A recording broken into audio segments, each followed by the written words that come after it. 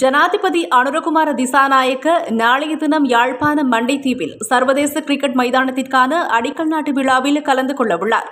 ஜனாதிபதியாக அனுரகுமார திசாநாயக்க பதவியேற்று ஒரு வருடம் பூர்த்தியாக உள்ளது. இதனை முன்னிட்டு எதிர்வரும் செப்டம்பர் மாதம் 1ஆம் திகதி முதல் பல்வேறு செயற்றிட்டங்கள் முன்னெடுக்கப்பட உள்ளன. அதன் பிரகாரம் ஜனாதிபதி நாளைய தினம் யாழ்ப்பாணத்திற்கு விஜயம் செய்யவுள்ளார்.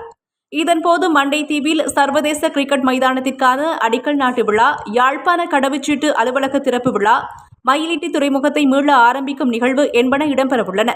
இந்த நிகழ்வுகளுக்கான முன்னேற்பாட்டு நடவடிக்கையாக விளையாட்டுத்துறை அமைச்சர், கடற்றொழில் அமைச்சர் உள்ளிட்ட குழுவினர் இன்று அப்பகுதிகளை பார்வையிட்டுள்ளமை குறிப்பிடத்தக்கது.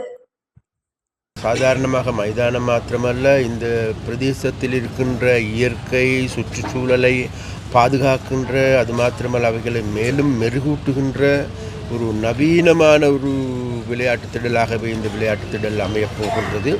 அப்போ அந்த விளையாட்டு திடல் எடுத்துக்கொண்டு பார்க்கின்ற பொழுது உண்மையிலேயே எங்களுக்கு பக்கத்தில் இருக்கின்ற நாடு இந்தியா.